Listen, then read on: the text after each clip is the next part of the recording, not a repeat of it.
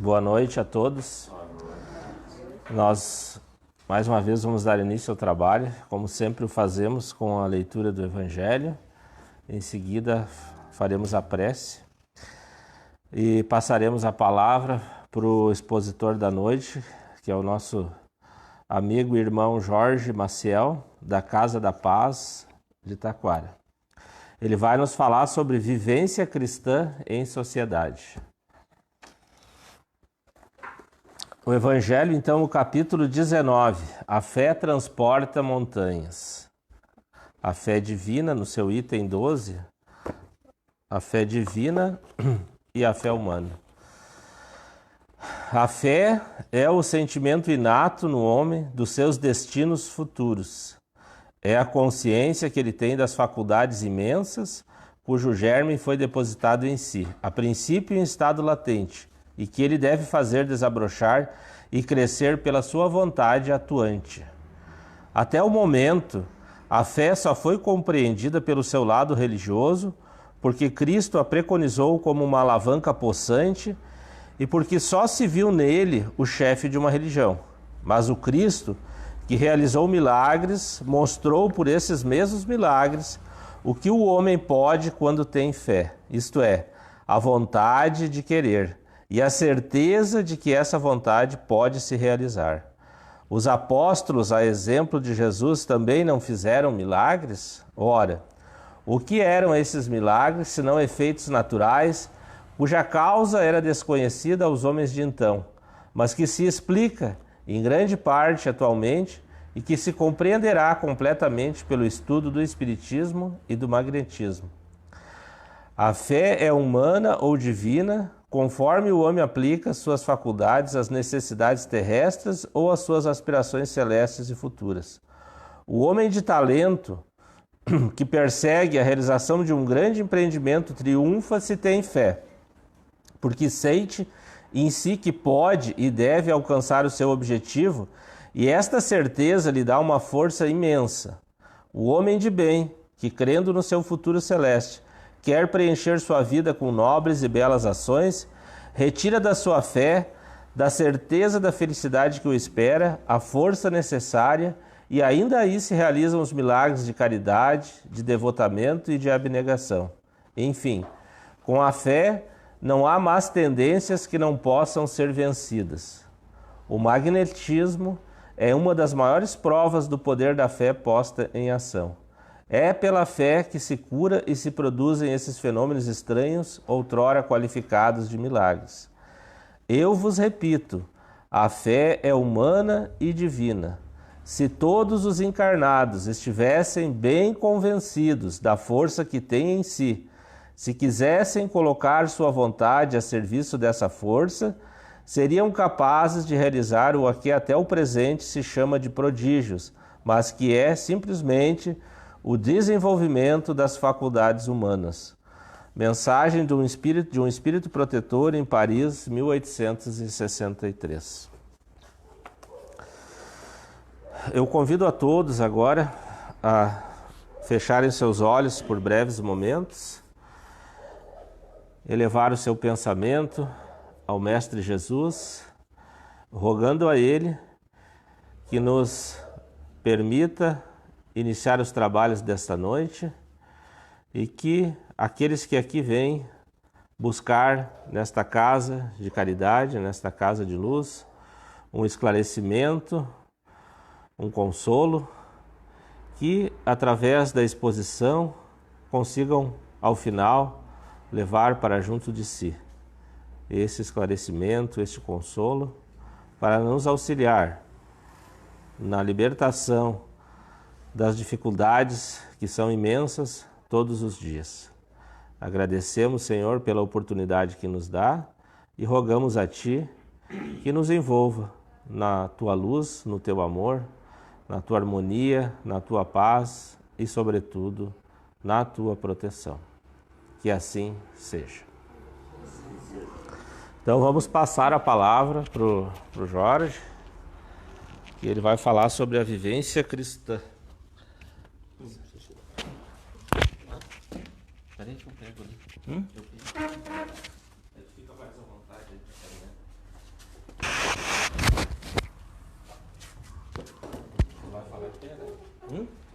quê? Não dá pra sentar, você não dá mais. Hã? Fica à vontade, tá? Obrigado. Bom, gente, boa noite a todos. É com grande alegria, grande felicidade mesmo, sem cair no lugar comum de novo, estar presente nessa casa. Essa casa, assim, de trabalhadores abnegados, trabalhadores dedicados, em prol da divulgação, obrigado, Paulo, da divulgação da doutrina espírita. Eu sou suspeito para falar, porque conheço todos eles, sou amigo de todos eles, assim, mas isso aí não, como é que eu vou dizer assim, não muda, não altera nada o meu pensamento em relação a eles, em relação à doutrina deles com a doutrina espírita, na divulgação, na boa vontade, na fé, na perseverança. Então é uma grande felicidade estar aqui junto de vocês na casa em busca da luz. Vamos hoje falar sobre um tema assim muito abrangente: vivência cristã em sociedade. Então, eu rogo a Deus, aos mentores da casa, a Jesus, aos nossos mentores, para que possamos ser bem claros, bem concisos, bem assim, diretos no assunto que é muito, torno a dizer, abrangente, e que se ficar alguma coisa assim que não foi falado, é em função dessa abrangência, é muita coisa. Mas ela passa pela nossa moral, sempre. Então, assim, há muito tempo atrás, quando assim a humanidade estava em uma fase assim de inquietação, de a fé meio abalada, enfim, atirando, como se diz, para tudo que é lado. Então veio os 10 mandamentos, né, para botar um pouquinho de ordem ali. Depois abriu o caminho para que Jesus viesse. E ele viveu toda a essência, toda a vivência tranquila e serena do amor e falou muito sobre fé. Mas assim, Jesus, quando começou a sua jornada, vamos dizer, aqueles 3 anos naquela época, ele veio colocar em nós uma outra palavra no nosso dicionário. Na verdade, 2. Cristão e cristã. Um ser cristão, uma atitude cristã, foi em função do Cristo. Ele veio nos ensinar, ele veio balizar a nossa jornada. Mas assim,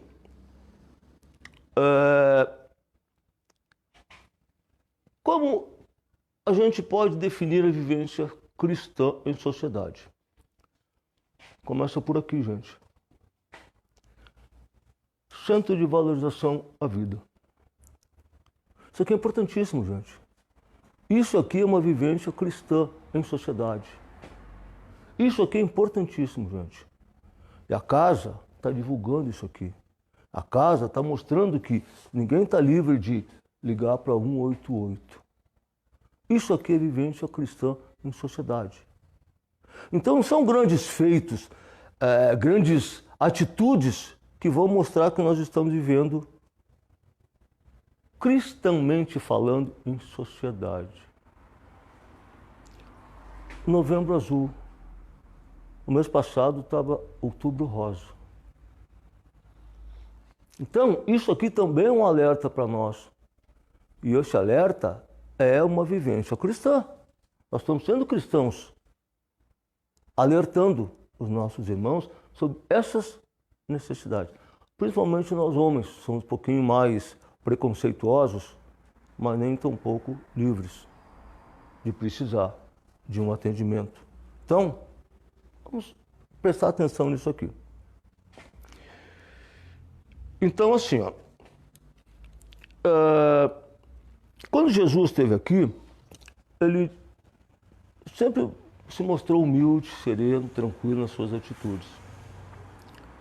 E uma vez, ele bateu no peito e disse: eu sou o caminho, a verdade e a vida. Ninguém chega ao Pai senão por mim. Mas como nós vamos chegar ao Pai? Que Pai é esse? Que caminho é esse? Que verdade é essa? Gente, ele veio, torno a dizer, balizar as nossas atitudes. A vivência cristã em função do Cristo. Do Cristo. Ele veio nos ensinar. Por quê? Porque, assim, ó, os nossos pais criaram o nosso corpo biológico. Nossos pais biológicos criaram o nosso corpo, nossa matéria. O Deus, nosso Pai, criou a nossa essência, espírito, nos tornando imortais. E entre o berço e o túmulo da matéria, essa nossa existência é de aprendizado, é de ensinamento, é de vivência com os nossos irmãos. Então, vivência, viver, conviver, é viver com alguém, se é que existe no plural. Enfim, nós temos que conviver. Nós sozinhos, neste mundo todo, nós não evoluímos espiritualmente falando. Nós precisamos interagir, conviver com os nossos irmãos. Mas não é só conviver de uma maneira cristã, aceitando, harmonizando, equilibrando, aprendendo, ensinando, aceitando nossos irmãos com as diferenças que eles têm. Então, assim, ó, berço túmulo. Esse interstício de tempo é o necessário para que nós possamos buscar a nossa evolução, buscar cumprir aquilo que nós planejamos lá na concepção das nossas ideias sobre o que nós queremos melhorar em relação ao nosso espírito. Lá atrás. Aí os nossos amigos, os nossos familiares espirituais nos ajudaram e mandaram o Jorge para cá. Então ele vai ter berço, túmulo. Mas o Jorge não começa e nem termina no berço e não termina no túmulo. A vivência dele já é anterior. Então, ele tem que, no aprendizado dele, saber conviver com os irmãos, saber aceitar os irmãos. Essa convivência cristã, olha só, ela independe de religião. Se diz que a doutrina espírita não é a religião do futuro, mas é o futuro das religiões. É uma verdade.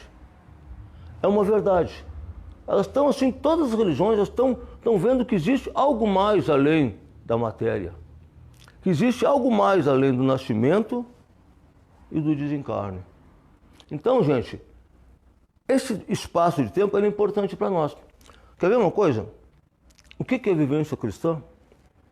São exemplos. Não adianta assim, ó, às vezes, na questão tal do livro dos Espíritos, tal. Eu devo confessar para vocês. Um dia eu levei uma caneta, foi no outro centro espírita, para, se o palestrante dissesse alguma coisa, a questão tal, não sei o que, eu anotei para ver se era aquilo. Ah, lá no livro, no Evangelho, no capítulo tal, eu anotei. Pior que era. Eu não me decepcionei, né? Aí eu estaria, né? Mas é pior que era verdade. Mas assim, ó, quer ver uma coisa? Como é simples os momentos de vivência, convivência cristã. Agora, os 2 fins de semana que passaram, teve o Enem. E só quem participou do Enem, ou quem teve um filho, uma filha, um parente envolvido com o Enem, sabe a tensão que é aquilo lá. A minha filha fez, mas eu acho que eu fiz junto. Eu sofri, meu Deus do céu. Quer dizer, não é as 2 semanas. É um começo lá adiante, lá adiante. Então a expectativa, a esperança, o planejamento de toda uma vida daquelas 2 semanas ali. É um horror, gente. Bom, É um horror. Então, nós temos parentes ou amigos que estão ali, a gente faz o que pode fazer, não pode entrar junto na sala. Se pudesse, entraria lá, pesquisava, mas não pode. Então, assim, ó, aí esses dias, lá em Taquara, quando deu, alguém me comentou que no... Como é que chama? A Escola Rosa Elza, lá na Santa Rosa, tinha uma turma de pessoas lá, jovens, adultos, enfim, distribuindo canetas para quem esqueceu. Alguém vai dizer, pá, mas ir para o Enem sem caneta? Gente, não é tão impossível não, gente. São milhares de informações. Tá. Garrafinhas d'água distribuindo para as pessoas. O que acontece? As pessoas, o nervosismo resseca a boca. E essa caneta que alguém pode ter esquecido e ganhou, essa garrafinha d'água, pode fazer sim a diferença no resultado, num exame desse. Pode fazer a mudança na vida de uma pessoa. Daí alguém falou, ah, mas isso aqui foi da igreja tal, que eles foram lá, não importa.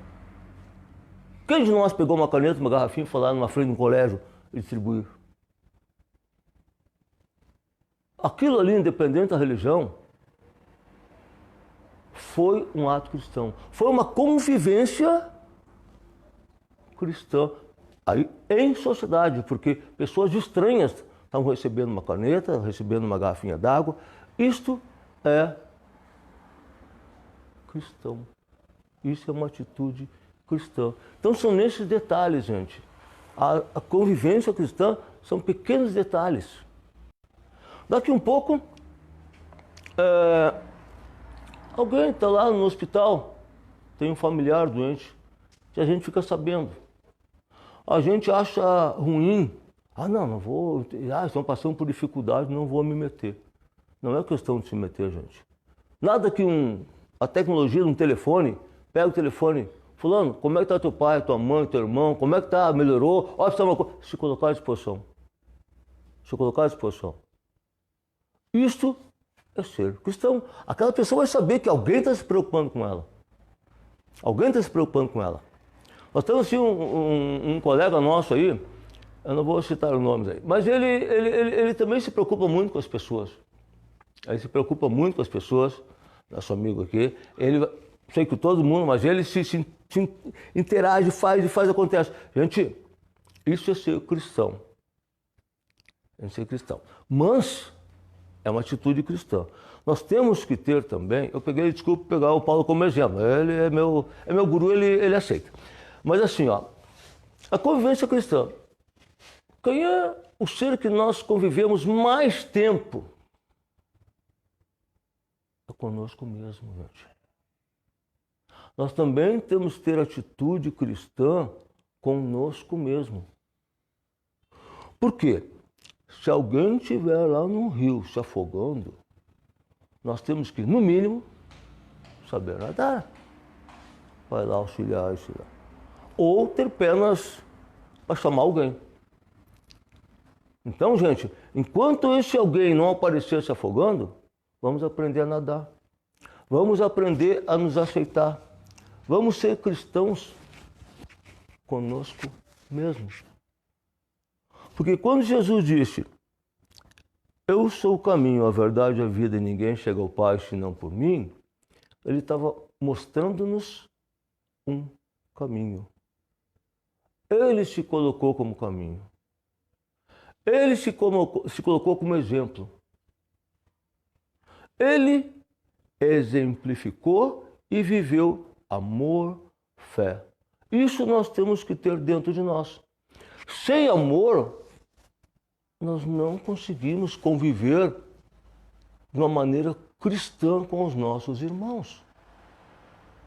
Porque nos dias de hoje, em todas as política, religião, no esporte, nisso, aquilo, há uma separação muito grande. Em vez de unir, o esporte, em vez de unir, ele está separando. A religião, em vez de unir, que Deus é um só. Cada um está elegendo a sua religião.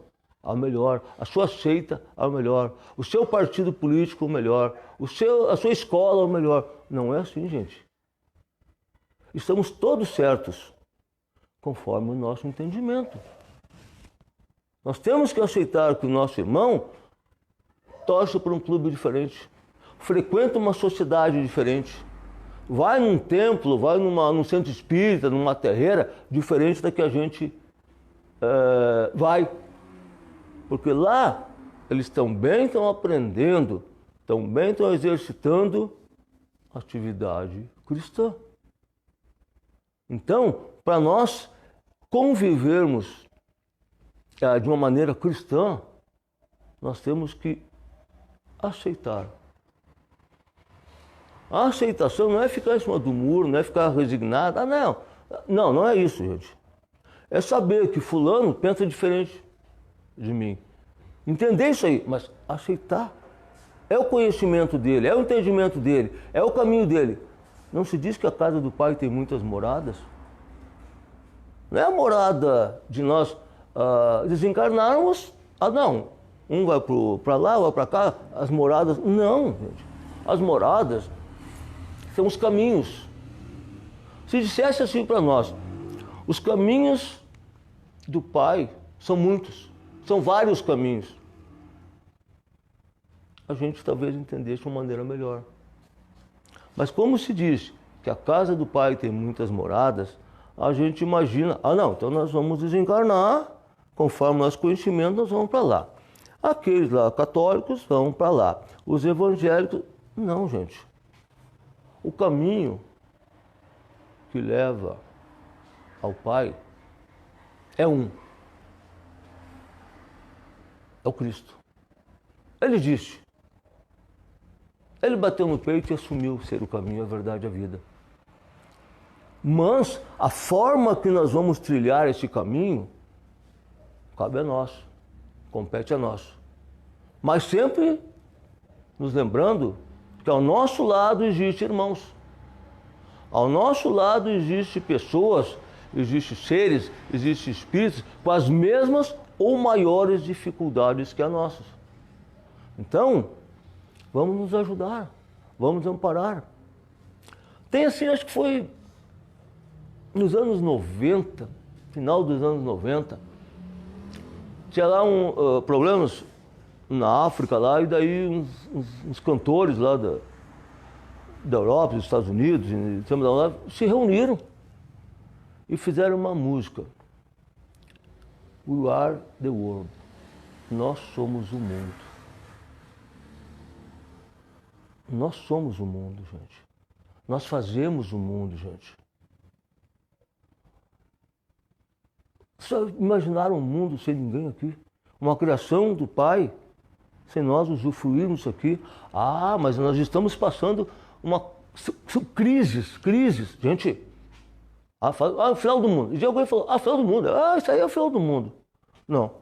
Eu não me lembro, pelo menos assim, talvez possa me ajudar. Algo que Deus criou que terminou. A gente pode iniciar o trabalho, ver que não está muito bem feito ali, já aconteceu várias vezes comigo, e refaz, termina, não, desmancha tudo, começa tudo zero. Deus não. Tudo evolui. O nosso planeta, ele está evoluindo, gente. E nós estamos sentindo na carne essa evolução. Nós estamos numa encruzilhada, gente. Nós estamos sofrendo o impacto de muitos... como é que as pessoas estão muito radicais. Elas têm a sua verdade. A verdade, ela é conforme o conhecimento de cada um. Não existe a verdade absoluta. Não existe. Existe a verdade de acordo com cada um. Mas voltando a We are the world, nós somos o mundo. A primeira frase, da música, ela diz assim, ó. A hora chegou, vamos todos dar as mãos e lembrar que somos todos irmãos. Gente, se perguntar assim, tu sabe que cada um aqui é teu irmão, todo mundo vai dizer que sim. Mas no nosso dia a dia, Quantas vezes a gente se esquece disso, gente? Quantas vezes a gente se esquece que aquele que está, de repente, no nosso entendimento, é a pedra do nosso sapato, ele é nosso irmão. E aquele, muitas vezes, está nos ensinando a ter paciência. Então, vamos fazer a nossa parte, ter uma vivência cristã com ele e aprender com aquele ali. Porque muitas vezes aquele tapinha nas costas ali é bom, claro que é bom. Mas será que fica marcado? Que nem aquele professor assim, aquele que é bonzinho, se lembra, muito bonzinho. Mas aquele que pegava nós e puxava de aquele que a gente lembra com vontade, que ali a gente aprendeu. Então, esse irmão, que a gente julga ser a pedra no nosso calçado, ele nada mais é que um instrumento, gente. E vamos aceitar ele dentro de uma vivência cristã. Mas voltando ali à frase, lembrar que somos todos irmãos. Gente. Mas assim, essa vivência cristã em sociedade, se imagina que seja assim numa sociedade, num clube social, ou num clube esportivo, enfim. A sociedade começa dentro da nossa casa, gente. Dentro do nosso lar. Junto aos nossos familiares. Às vezes estendido, não do nosso lar, mas aqui um pouco um tio, um primo, um irmão, enfim. É ali, gente. Porque aqueles que vão aparecendo na nossa existência, eles vêm por afinidade. Ou por uma aprovação, uma prova que nós temos. Normalmente, fulano, uma aprovação para mim. Mas será que a gente não é aprovação para alguém? Será que não é uma expiação para alguém? Então, gente, a vivência cristã em sociedade começa dentro do nosso lar, aceitando os nossos pais, os nossos irmãos. É ali que começa a vivência cristã. Dali que vai sair o exemplo que nós vamos passar para os nossos filhos, os nossos descendentes, enfim, vai para a escola. Ali continua. Ali vai ter que ter uma vivência cristã. Mas como? Uma criança vai ter uma vivência cristã. Se ela tiver respeito pelas autoridades da escola, ela está vivendo ao tempo dela e ao jeito dela, tendo uma vivência cristã. Então, gente, nós temos que ter a vivência cristã, nós para com alguém, mas nós também servimos de exemplo.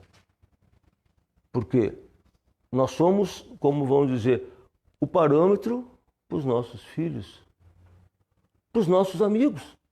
Numa conversa informal, orientar, conversar, explicar, às vezes um problema familiar, a gente, o fulano com problema de família, com filho, com irmão, sei lá com quem. Não vamos nos meter, a gente não quer se meter, gente. Não é questão de se meter, é questão de abrir uma fresta. Se aquele irmão, aquela irmã achar para o bem não ser o momento ainda, vamos aceitar. Não vamos, a gente quer ajudar, não é assim, gente. Cada um tem o seu momento. Então, o que acontece? A nossa vivência cristã faz com que tem alguém sentado aqui, esse alguém está precisando de ajuda, eu quero ajudar, mas será que ele quer ser ajudado agora? A vivência cristã é respeitar também a vontade dele. A vivência cristã também é entender que, depois que eu passar sem ajudar ele, alguém vai vir no momento certo. Então, nós não somos donos da verdade. Nós não somos os salvadores do mundo. Se esse não quer ser ajudado, rezemos por ele. Outros virão após nós, talvez com uma capacidade maior, num tempo mais acessível àquele irmão, e daí nós vamos ajudar, gente. Porque isso de não se meter, isso é importante, não se meter na vida das pessoas. Mas abrir uma fresta, abrir uma janelinha para ver se nós temos oportunidade de dar um amparo, dizer uma palavra amiga, uma palavra de conforto, assim como nós gostaríamos. Se diz muito assim, isso aí Olha, gente, já sofri na carne. Bah, vontade de visitar o fulano. Bah, vontade de visitar o fulano. Bah, Maria, eu vou lá. Maria, eu vou lá. Maria, eu vou arrumar um tempo, eu vou lá. Daí a pessoa desencarna. Daí eu tenho tempo para ir lá no necrotério. Aí eu tiro tempo. Aí não tenho nada que fazer nada lá. Apenas consolar, conversar com os parentes. Porque aquele ali, ó, eu deixei de fazer aqui. Eu não vivi de uma maneira cristã com ele. Naquele momento, quando a gente tem aquela vontade e vai deixando, a gente está sendo chamado para ir lá, gente. Vamos dar mais ouvido para a nossa intuição. Ah, fulano lá. Então vamos lá visitar ele, vamos ver o que ele está precisando, o que ele quer. Quando a coisa começa a martelar muito assim, é a nossa intuição, gente. Vamos lá. Vamos lá. Teve agora, eu estando com uma amiga ali perto de casa, tem uma família lá. São, assim, um pouquinho desajustados, assim, são problemas assim. Eles até não aceitam muito ajuda, assim. E uma das crianças está tendo problema no colégio.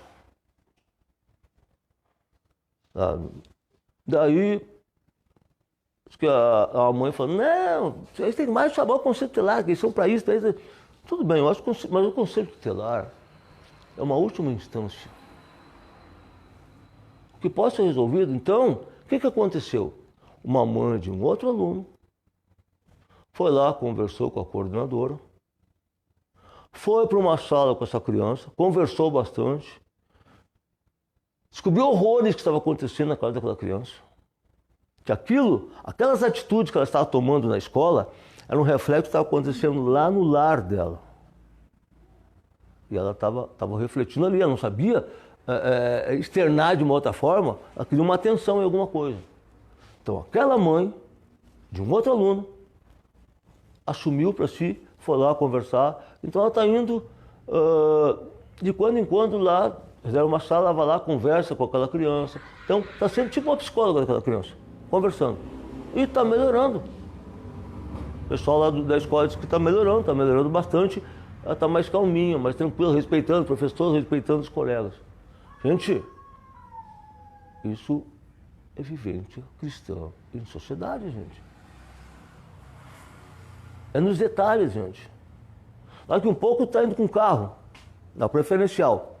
Mas dá uma seguradinha ali, vem outro, vem ali, tu... deixa passar. Não xinga, não briga. Isso é vivência cristã, gente. Porque eu tenho certeza, gente. Se passar assim, nessa situação, se eu pensar mal, xingar mentalmente aquela pessoa, alguma coisa, alguma carga eu vou mandar para aquela pessoa. Eu não acredito que ela saia ilesa desse meu mau pensamento. Eu não acredito. Porque o pensamento é muito forte, né? Muito marcante. Então, isso aí, gente, é vivência cristã em sociedade, gente. Nós vamos estar em paz conosco mesmo. Não vamos brigar, não vamos nos estressar. E não vamos fazer com que aquele irmão, naquele momento de desatenção, que é perigoso, não resta dúvida, mas nós não vamos ajudar a piorar uma situação assim, gente. Então, o que acontece? A vivência cristã, ela não necessita de grandes arroubos, de atitudes grandes. É no detalhe, gente.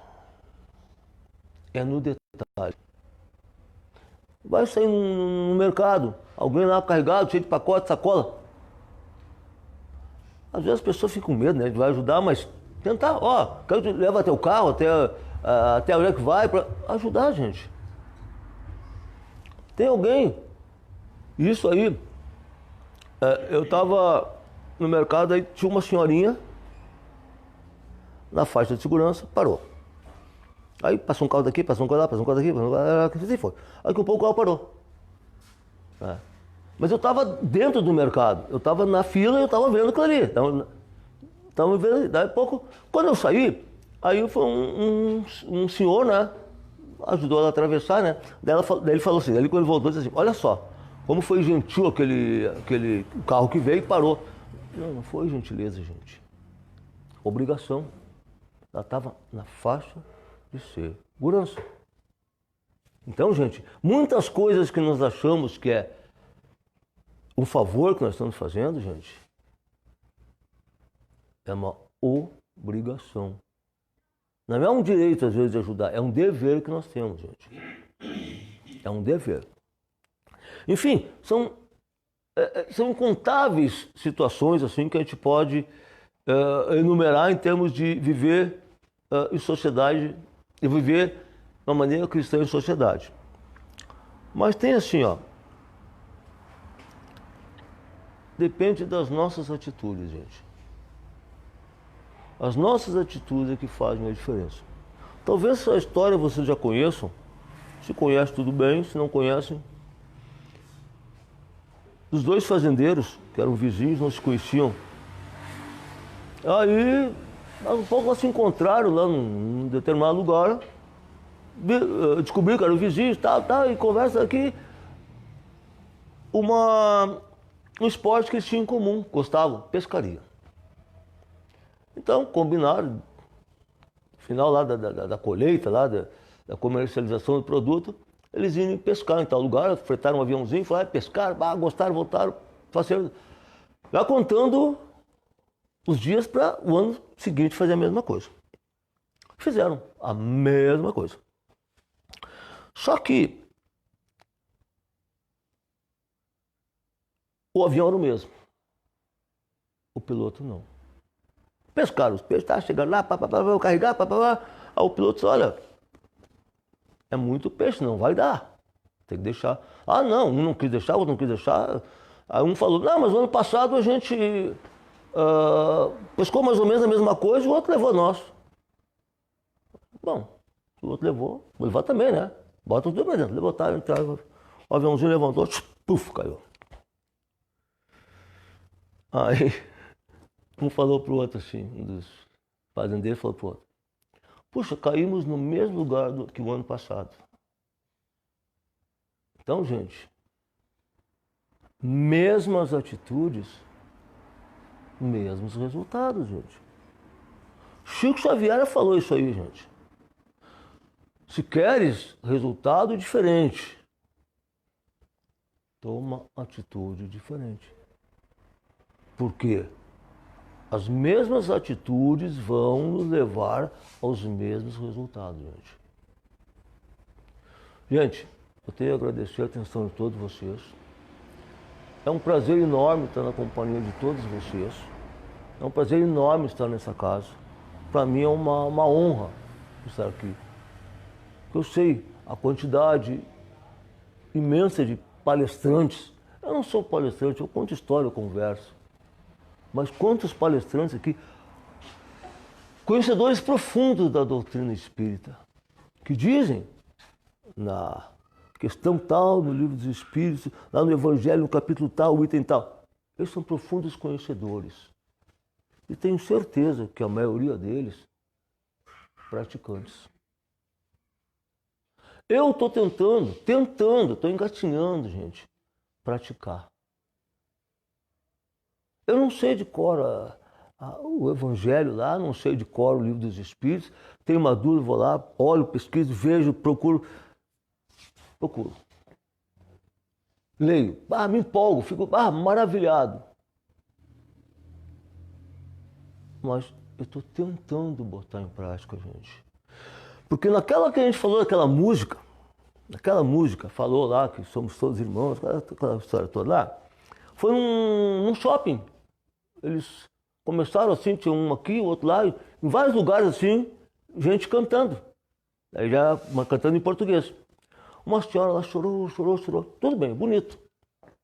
Gente, momentos que nós apenas, não estou dizendo que seja o caso dela, apenas nos emocionarmos com determinada palestra, com determinada leitura do Evangelho, com determinada atitude, nós só nos emocionarmos, mostra apenas que nós temos sentimentos um pouquinho aguçados, gente. Mas nós vamos mostrar que nós somos cristãos quando esses sentimentos aguçados nos levarem à ação. O pensamento, o conhecimento, a leitura, sem a prática, é um livro fechado. Vamos abrir o nosso livro, escrever a nossa história. Vamos botar um capítulo lá, Vivência Cristã em Sociedade. O que eu estou fazendo para viver de uma maneira cristã em sociedade? O que eu estou fazendo pelos meus irmãos? O que eu estou fazendo por mim? Como se diz assim lá, a doutrina espírita, né? De onde vim, quem sou, de onde vim, para onde vou. Então vamos botar mais uma. O que eu estou fazendo?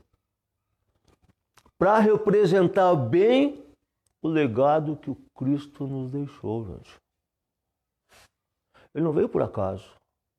Eu duvido que alguém venha, por mais iluminado que seja, venha sofrer todas aquelas agruras só por bonito, para ficar lembrado, pelo sofrimento. Não, gente, a gente não pode lembrar do Cristo pelo sofrimento. Vamos lembrar pela história dele, pelo aquilo que ele nos deixou, pelos exemplos que ele nos deixou, gente. É um legado maravilhoso, gente. A gente já convivia antes do Cristo. A gente já vivia em sociedade antes do Cristo. Mas foi a partir dele que nós tivemos a possibilidade, dos exemplos dele, que nós tivemos a possibilidade de convivência cristã em sociedade. Foi a partir do Cristo, gente.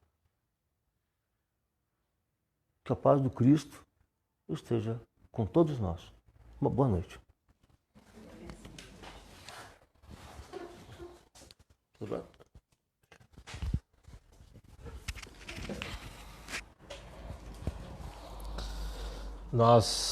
Mais uma vez, nós agradecemos o Jorge pelo trabalho, pela exposição da noite, né? Sempre que convidado, ele se coloca à disposição da nossa casa e nós é que agradecemos, né, pelo trabalho.